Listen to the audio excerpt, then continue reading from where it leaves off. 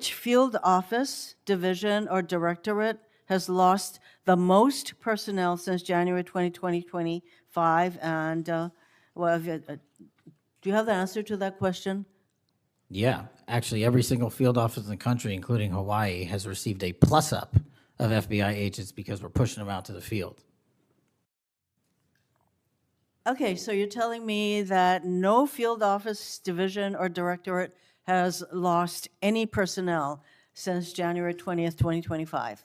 Today, we're breaking down a shocking oversight committee hearing where a Democrat governor compared IC agents to Nazis and then completely unraveled when asked to defend it. This is one video the mainstream media hopes you never fully understand. Before we start, hit that like button, subscribe to Capital Truthline, and turn on notifications because what you're about to see is exactly how far the radical left has fallen. Since January 20, 2025, how many FBI employees have retired, resigned, been fired, or otherwise separated from employment? I need a number. We'll get you a number. What is the number? You don't have it? Not off the top of my head, and I want to get you the right number. Would it surprise you to know that it's probably in the thousands, like 5,000? I don't think that number's Well, accurate. you don't know. Next question. How many special agents or analysts have left or been fired from the FBI since January 20th, 2025? Say, we will get you the numbers, and anyone that retires is of their own volition, and anyone that is terminated at the FBI, as I've said before, is done so because they have failed to meet the standards and uphold their loyalty and oath to the Constitution. Yeah, so you say. Next question. How many executive assistant directors, or special agents in charge have left or been fired from the FBI since January 20th, 2025? Again, people leaving on their own accord or terminations were done by the standards set at the FBI that have been carried out With this consistently. question, I'm getting to the leadership of the FBI, and you don't have that answer. Next question. Which field office, division, or directorate has lost the most personnel since January 20, 2025? And do you have the answer to that question? Yeah, actually, every single field office in the country, including Hawaii, has received a plus up of FBI agents because we're pushing them out to the field. Okay, so you're telling me that no field office, division, or directorate has lost any personnel since January 20th, 2025. That's your answer? In Hawaii, there's been a plus up. In every single state that I'm looking at, we have allocated a plus up for field offices across the country so that the FBI can continue the historic achievements it's done in these last 7 months. When you're talking about firings, you're looking for a media hit and a fundraising clip, and I'm not going to give it to you. It doesn't matter under what basis they left. I just want to know how many have left. And I think your testimony is nobody has left. Next question. Nope, that's not my testimony. You asked it one time. I answered it one time. You didn't get the answer you wanted for your clip, so you keep asking it. And I told you I'd get you the numbers, but you can keep asking it. Which field office, division, or directorate has gained the most personnel since January 2025? You noted that there have been plus-ups, so which offices have received these plus-ups? The greatest allocation that I believe was given to California and then Florida. Where were those offices? California and Florida. Thank you. Director Patel, you often refer to FBI agents as cops. All of us, Democrats and Republicans, support the police officers who keep our communities safe. But while our states, cities, counties, and towns all employ police officers to protect our communities, Congress has empowered and equipped the FBI to take on missions that local police cannot, especially taking on terrorists, hackers, and spies. I'd like to assess how well the FBI is able to handle its specialized missions under your leadership. The FBI is the nation's lead federal law enforcement agency for investigating and preventing acts of domestic and international terrorism. And yet the executive assistant directors in charge of the FBI's national security and intelligence branches were both forced out at the beginning of the year. Who replaced them in those positions? excellent qualified personnel to lead the mission of arresting 23,000 violent criminals this year alone. The That's twice names as many of the as people before. who took the places of I'm not going to give you any names so you can attack them. Why not? So you can attack them. I'm not doing that.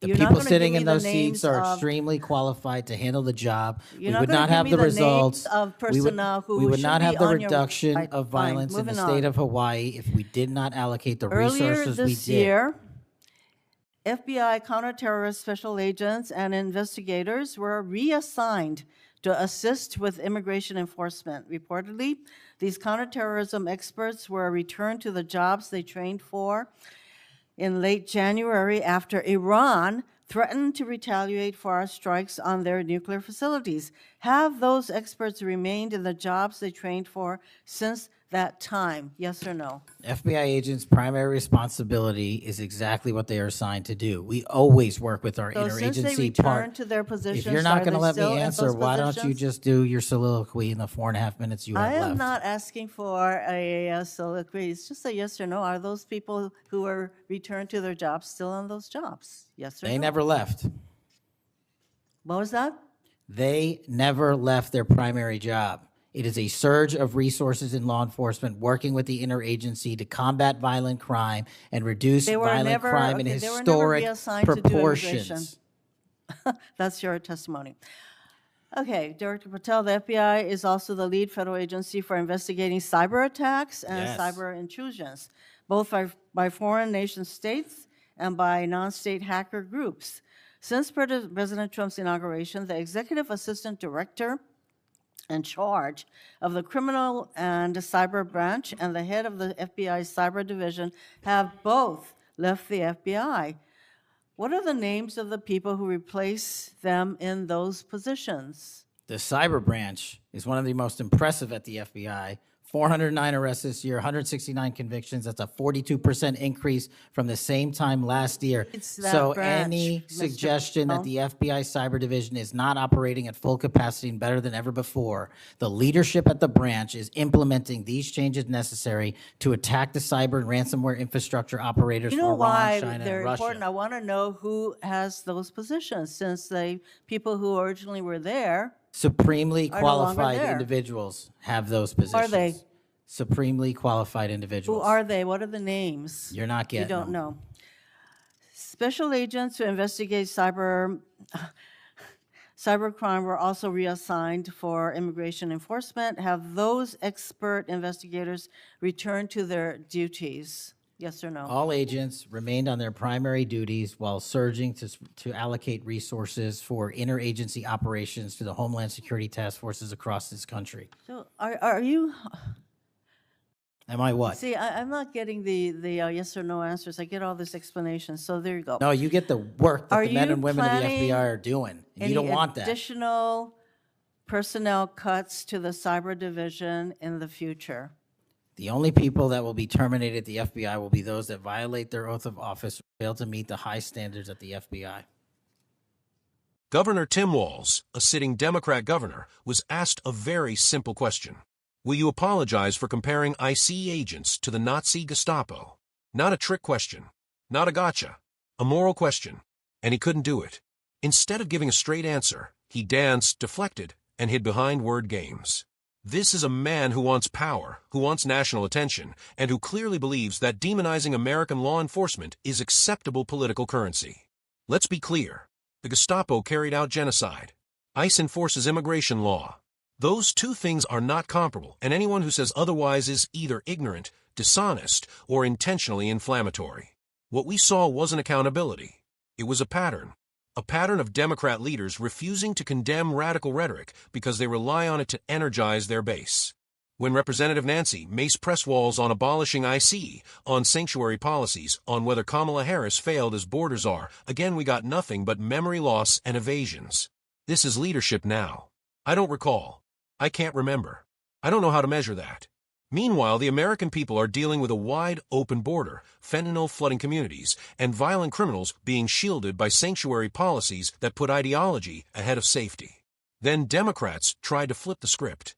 Alexandria Ocasio-Cortez stepped in, accusing Republicans of bullying and defending walls by attacking ICE instead. She claimed ICE is violating civil rights while conveniently ignoring that enforcing the law is not optional in a sovereign nation. Let me say this clearly. America is a nation of laws. Without borders, we are not a country. Without law enforcement, we do not have liberty. And without accountability, government becomes tyranny.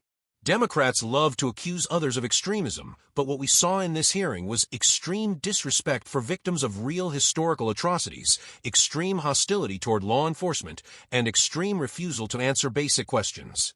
This hearing turned chaotic because the truth makes them uncomfortable. They don't want debate.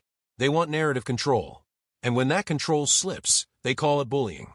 Capitol Truthline exists for one reason: to cut through the noise, expose the double standards, and defend truth, sovereignty, and common sense. If a governor can compare ICE to Nazis and refuse to apologize, imagine what they'll justify next.